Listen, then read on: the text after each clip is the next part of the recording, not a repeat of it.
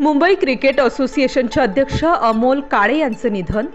देवेंद्र फडणवीस यांनी काळे कुटुंबियांसोबत केले अस्थि विसर्जन।